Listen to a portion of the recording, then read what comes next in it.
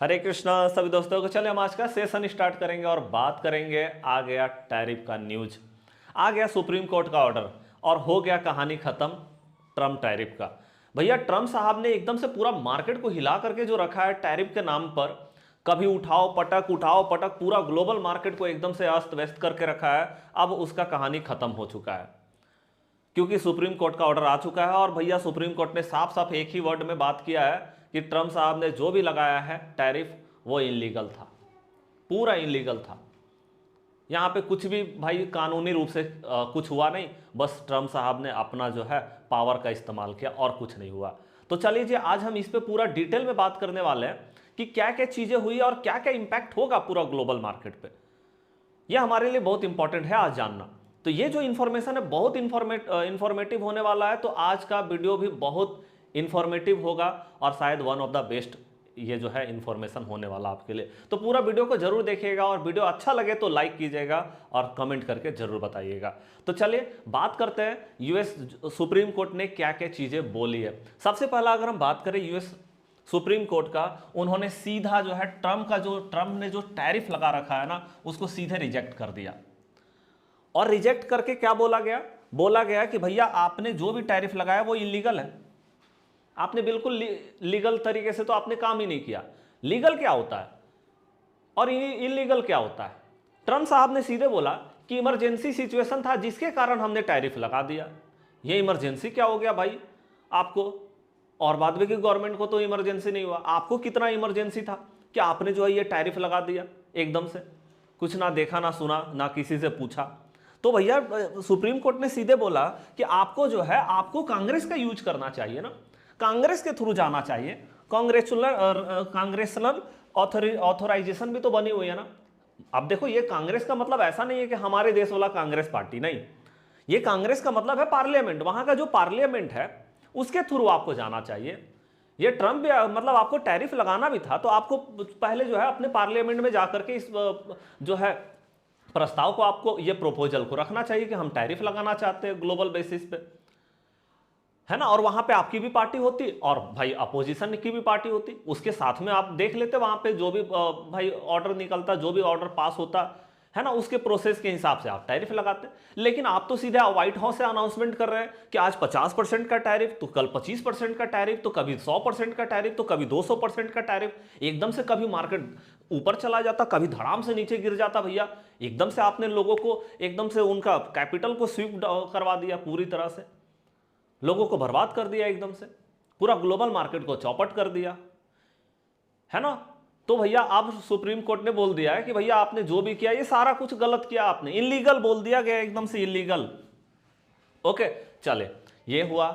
अब आगे बात करें तो यहां देखो, क्योंकि ट्रम्प साहब ने क्या बोला था, इमरजेंसी, देखिए international emergency economic power act का इन्होंने यूज किया था। इन्होंने बोला था कि देखो कुछ जो है ना यहां पे इमरजेंसी है जिसके कारण हम क्या कर रहे हैं ना, हम यहां पे टैरिफ जो है वो लगा रहे हैं, इमरजेंसी सिचुएशन बोल करके इस एक्ट का यूज करके इसको सीधे बोला गया इलीगल है। भाई सुप्रीम कोर्ट ने बोला इलीगल है, 20 फरवरी 2026 को अनाउंसमेंट हुआ, है ना। ये चीज हो गया। चले आगे हम बात करें, इन्होंने सीधे बोला रॉन्ग है, आपने एकदम से गलत कानून को गलत यूज किया, रॉन्ग कानून को यूज किया। ट्रम्प साहब ने यूज किया इमरजेंसी पावर लॉ, बिल्कुल भी गलत आपने यूज किया। 1977 में जो इमरजेंसी पावर का जो लॉ बना हुआ, बिल्कुल आपने गलत तरीके से इसको यूज किया। सीधे इसको बोला गया कि आप जो है आप इस मतलब इमरजेंसी पावर का यूज करके आप ग्लोबल बेसिस पे जो है वहां पे टैरिफ नहीं लगा सकते, है ना। चले आगे हम बात करें तो भैया सुप्रीम कोर्ट ने बोला कि देखो आपको जो है,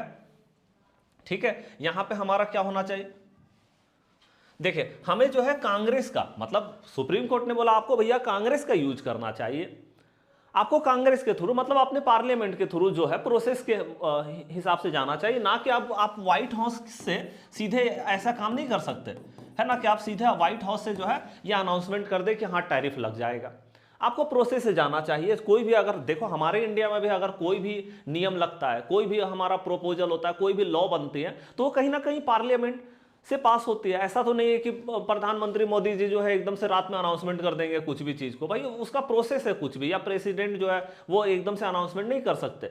तो उसी तरह से जो है वहाँ पे भी तो लॉ है ना, वो सीधे अनाउंसमेंट नहीं कर सकते। यहाँ पे वही चीज़ बताया गया कि आप सीधे अनाउंसमेंट नहीं कर सकते थे, आपके पास पावर नहीं था, आप कांग्रेस के थ्रू इस पावर को यूज करते। ओके, चले फिर उसके बाद हमारा क्या हुआ, यहाँ पे देखिए बोला गया विच टैरिफ आर नाउ गॉन, खत्म फिनिश। ठीक है भैया, ये टैरिफ खत्म हो गया और पूरा ग्लोबल बेसिस पे जो है रेसिप्रोकल 10% का टैरिफ लगाया गया। रेसिप्रोकल 10% का टैरिफ जो है वो लगाया गया। मतलब अब जो है जैसे हमारे इंडिया में क्या था, इंडिया को क्या इससे फायदा होगा कि 18% का टैरिफ हमारे इंडिया पे लग रहा था, अब ये 18 हो गया 10, तो भैया हमारे लिए तो ये बहुत बेहतरीन न्यूज हो गया कि 10% का हमारा जो है यहाँ पे टैरिफ लग चुका है अब यहाँ पे। ठीक है, इससे क्या होगा कि हम मतलब देखिए सबसे पहला तो यूएस को क्या फायदा होगा। देखिए अभी तक क्या हो रहा था, टैरिफ के कारण यूएस में जितनी भी कंपनी है, जितने भी भाई वहां पे रिटेलर है या फिर मतलब इंपोर्टर है जो भी है, उनको क्या यहां से नुकसान हुआ कि देखिए वो अगर मान लो यहां से 100 रुपए में गुड्स खरीद रहे हैं, तो वहां पे क्या हो रहा है, वहां पे मान लो 18 रुपए का और उसमें टैक्स ऐड कर दो, 118 रुपया हो गया अगर हम इंडिया की बात करें। अब 118 रुपया में ऐसा नहीं है कि कोई वहां पे रिटेलर को कोई फायदा हो रहा है ना, वो 18 रुपया तो भैया वो गवर्नमेंट को दे रहे हैं टैरिफ, वो उनको तो 100 रुपया पे ही बेनिफिट जो भी आ रहा है, लेकिन उन्हें क्या करना पड़ रहा है, उनको जो है ये जो हाई प्राइस हो जा रहा है उसके कारण उनको जो है उनको भी स्ट्रगल करना पड़ रहा है ना, उनको भी स्ट्रगल करना पड़ रहा है। और वहां के जो भाई जितने भी नॉर्मल जनता है ना, उनको भी जो पब्लिक है वहां की, उनको भी तो इसका नुकसान हो रहा है कि भाई जो 100 रुपये में सामान मिल रहा था वो 118 रुपये में अब मिलेगा, 120 में मिलेगा, कहीं 50% का टैरिफ है तो 150 में मिलेगा वो सामान, तो उसको भी नुकसान हो रहा था, जिसके कारण हम देख रहे थे कि हमारा जो मतलब वहाँ का जो यूएस मार्केट है वो भी कहीं ना कहीं पूरी तरह से जो है एकदम से एक रेंज में फंसा हुआ था, बिल्कुल भी बहुत ज़्यादा उठ नहीं पा रहा था, वहाँ भी बहुत ज़्यादा दिक्कत हो रही थी, है ना। लेकिन अब क्या होगा, अब यहाँ पे जो है इंडिया को भी फायदा होने वाला है क्योंकि टैरिफ कम वहाँ पे लगेगा, तो भाई गुड्स सस्ता होंगे तो गुड्स का डिमांड भी बढ़ेगा वहाँ पे, और दूसरा नंबर यूएस को भी इससे फायदा होने वाला है। चले आगे हम बात करें तो देखिए यहाँ पे सबसे ज़्यादा फायदा जो होने वाला है वो क्योंकि स्पेशल टैक्सेस जो है मैक्सिको पे, कनाडा पे, चाइना पे, ये सब पे हेवी टैक्स लगा दिया गया था।